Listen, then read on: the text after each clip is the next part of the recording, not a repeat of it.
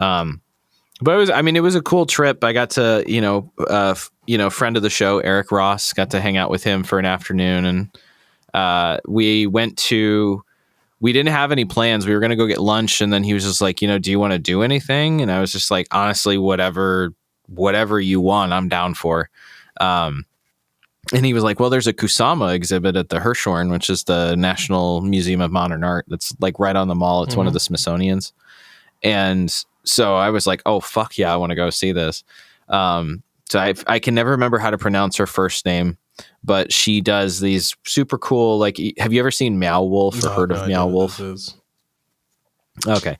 Well, so she started this whole, it's like abstract modern art installations that are completely not necessarily interactive, but definitely like immersive, where she does these things called infinity rooms. I can find a picture of it for you and show you. She does these infinity rooms that are just like absolutely super cool. But they ended up they weren't doing like, so the Smithsonian Museum, all the Smithsonian museums are free.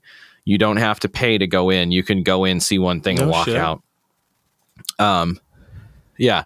And so the way they were doing this, because I don't think it was part of their permanent collection. I think it was a touring exhibit. And so they don't sell tickets to them. They were giving timed passes. So just like every day when they open, you get in line, you get a pass, and after they're gone, they just stop giving them. And so we got there at we went to lunch and got there at 12:30 and they were already gone. So I didn't get to see them. I saw a few others.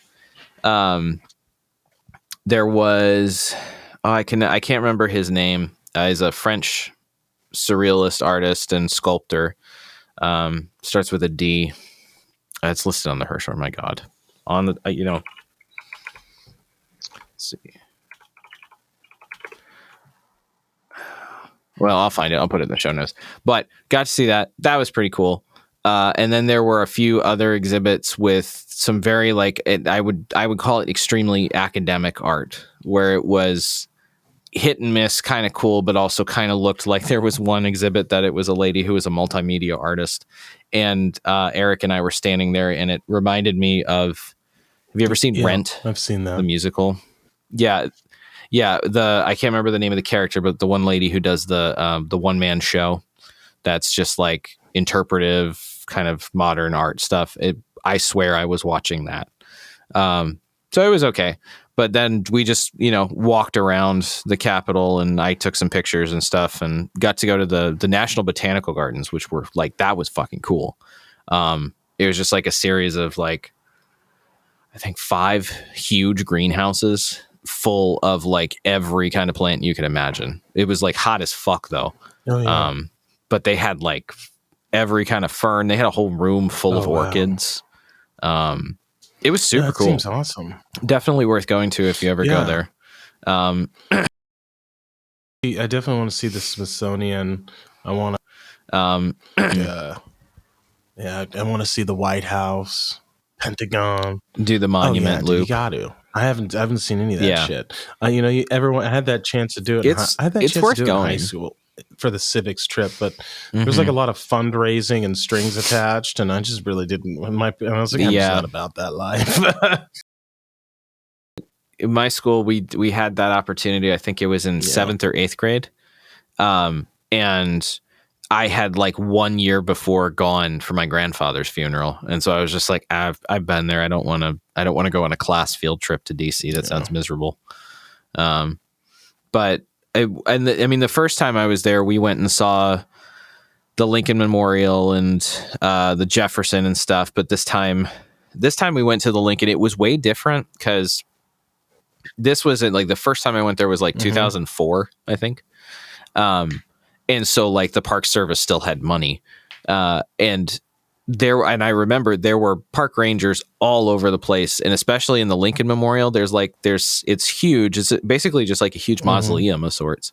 And there's signs everywhere that say, quiet, please, respect. This is a memorial. And they would, and I remember them just like a park ranger would come out every couple minutes and just fucking yell full force at somebody to shut the fuck up because they were disrespecting a war memorial, which was pretty great.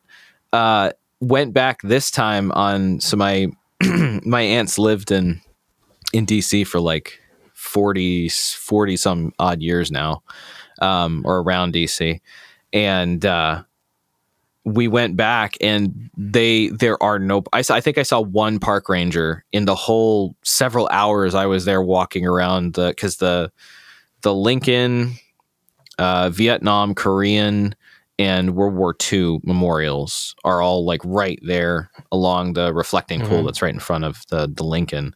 There was no park rangers, and like you go in there and there's just people like screaming and running around. When we were walking out after we finished in there, we were walking down the marble steps and we were on the side, and along them is just like smooth marble down the side of the stairs. And some dumbass lady gets on the thing and slides down and just goes like from like 0 to 100 and just slams on her ass at the bottom of the stairs. And my aunt was so over, because they have like those Lime scooters and rentable bikes everywhere, and no one knows how to ride a bike in a city, so no one's like telling you they're coming by. I almost got hit like 4 times, and my aunt had been like, every time somebody just went by, she'd just be like, you normally say on your left, and we got there and this lady goes down the stairs and she just walks up to him and she's like, this is a war memorial, we don't really do that here. And and it was really cool to see all this stuff, but also we were talking about it, and like my family is like a family that has, my aunt worked for some 3-letter agencies, and my grandfather was an FBI agent and fought in the World War II. My uncle worked in the Pentagon. Like government, we've been involved in this stuff for a long time, and it's weird to go and see it now, because, and knowing like the background of what all this stuff is and the kind of like consequences of all these big things that have happened to the country, and to see just people treating it like that. And like, I get it's the Lincoln Memorial. He's been dead for 200 years. The Civil War was that far back. People forget, but I mean, it's not like it wasn't an important moment in the country where nearly a third of the country died trying to fight to figure out what direction the country was going to go. People, I mean, that's a big problem with our country, is inheritance. We inherited a fucking empire, one off the backs of previous generations, and this inheritance and entitlement is really a big reason, and lack of participation as well, are a big reason why we are kind of in the state that we are in now. Why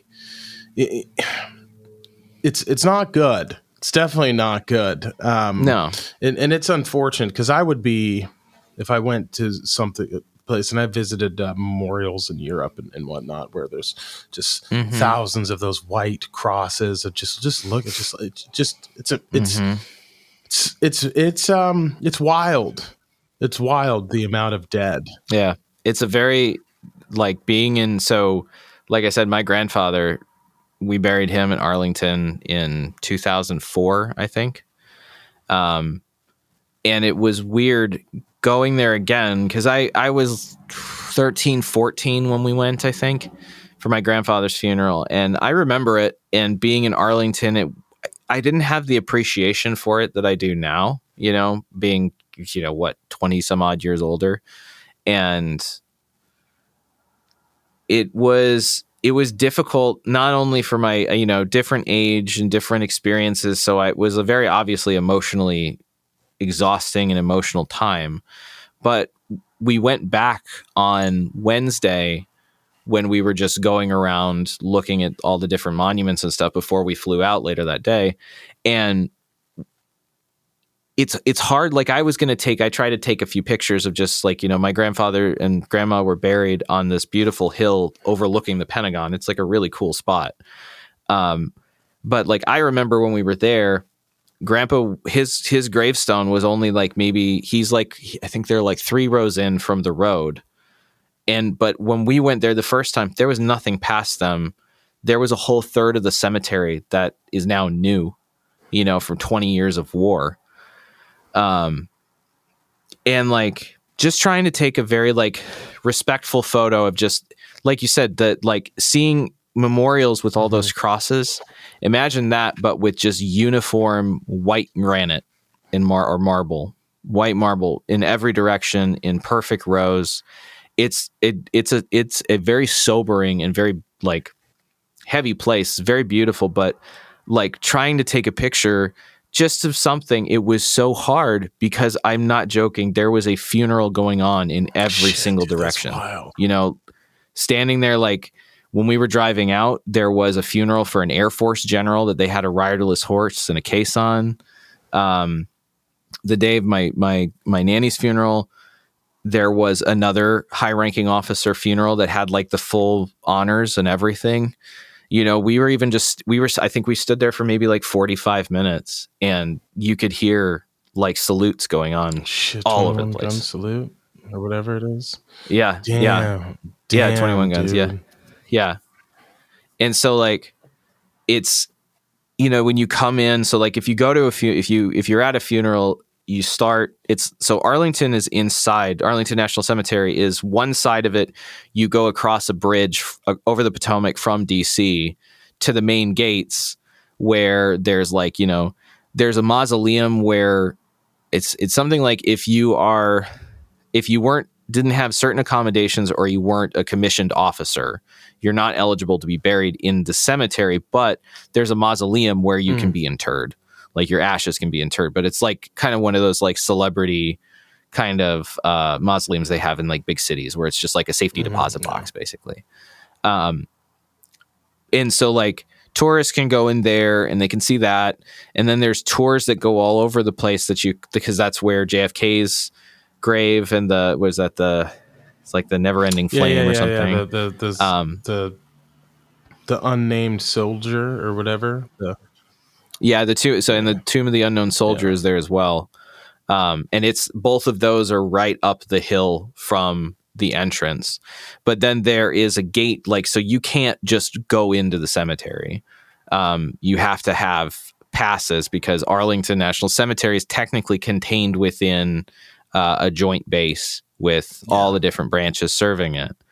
And so like you start there's a chapel where they have, the mass or the service for whatever. And then you go in a motorcade to the grave site. And it was just really weird. And I didn't have the sense when I was there before, but it was so surreal, riding in the car through the cemetery behind, the lead car to my grandpa and grandma's gravesite. And there's like a tour bus had to pull over and let us by, and people were like, we drove by a stop where people wait for the tour bus and a bunch of people were standing there and they all took their hats off and, and that was nice, but it's just so strange to like, yeah, I mean, I'm sure it's difficult for everyone to lose a loved one and to lose a grandparent and something, but it's so strange to have my grandparents essentially buried at a tourist attraction, fuck, dude. Like my grandfather earned it. Like the man, he fought in Okinawa. He fought the Battle of Sugarloaf Hill. He stormed the beaches of Iwo Jima. He was in the Solomon Islands. He was in the occupation of Tsingtao in China after the war. And then was an FBI agent for 35 years. Yeah, I mean, and he earned it. Like he was amazing. And it's so strange. And the thing I couldn't stop thinking, just seeing all of those graves and, there's parts of the cemetery where they're older gravestones that they had before they adopted the uniform ones. So they look kind of like your typical gravestone at a cemetery. There's just all different sizes, but seeing all the uniform gravestones and seeing so many of them, there were a lot of them that were, people who had fought in Korea or Vietnam, but there were so many that fought in Afghanistan and Iraq in recent wars that just sitting there, and it was just like, what did we get out of this? Like it's getting to the point now my aunt was telling us that they're actually running out of room of the land available to bury people in Arlington. Yeah.